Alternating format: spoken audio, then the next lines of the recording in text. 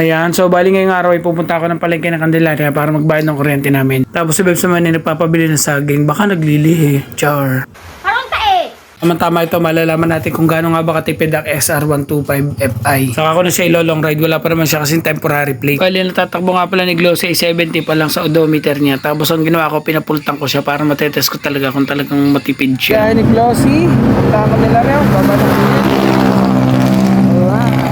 So dahil break-in pa lang to si Glossy, tamang takbong pogi lang muna tayo. Palong 50 o kaya 60. Tapos tingin-tingin sa kaliwat kanan, baka kasi may LTO, alam mo na. Wala pa naman tayong dala kahit temporary plate, kaya ingat-ingat. Tandaan nyo mga bro, pagka medyo mabagal ang dala nating sasakyan, o kaya nagbe-break-in tayo, tamang gedli lang tayo para hindi naman tayo nakakaabala sa ibang motorista. Huwag natin gayaan yung ibang matigas ang ulo, talaga naman ang bagal-bagal, nasa gitna pa. Pag binusinahan mo, nagagalit naman, char. At isa pa mga bro, pag bibili nga pala kayo ng mga motor, manood muna kayo ng mga review para naman alam nyo kung ano talagang bagay na motor sa inyo. Touchdown, bayan ng Candelaria. Bali dito nga pala ako nagbabayad ng Meralco bill namin sa Raquel Pawn Shop. Ang maganda dito, tinatanggap nila Meralco bill kahit due date na. Tapos walang kaltas. Any payment pwede dito. Flex ko nga lang pala tong kuryente bill namin. Grabe, sobrang laki, 8 pesos. Kaya binayaran ko kagad, baka kasi maputulan. Pero bumawi naman siya doon sa isang Meralco bill namin, 1,276. Siguro magtataka kayo bakit 8 pesos yung isa. Ganun talaga pag bihira maligo, char. Siguro kaya ganun, matipid lang talaga yung electric pump namin. Nagpapabili nga pala ng saging si Bebs, pero wala akong makitang saging sa palengke. Kaya ito na lang muna bibiling ko, saging na may tuhog.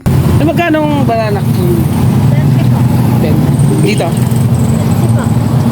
Apat na piraso. Tapos 2 piraso dito. Magkano sa kamote?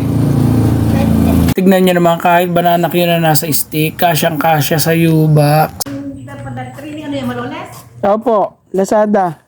Ano daw yun? Refrigerator po. Wait! Opo. Utang na nga! Ang hype na eh! Sabi lang, okay. Saan ka galing? Refrigerator. Nasaan ka ba? Saging. Saging yan ah. Tangay.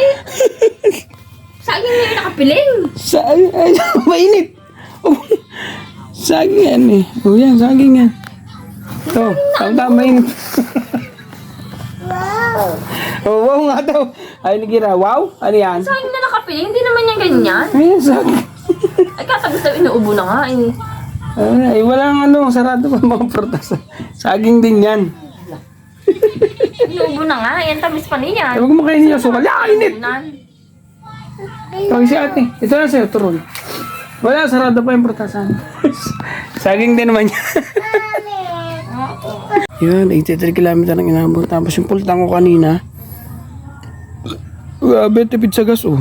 Ang Candelaria na yan. Halos wala pang isang barang na consume. Napakatipid niya. Salamat sa pagsawat panonood. Ingat lagi. God bless.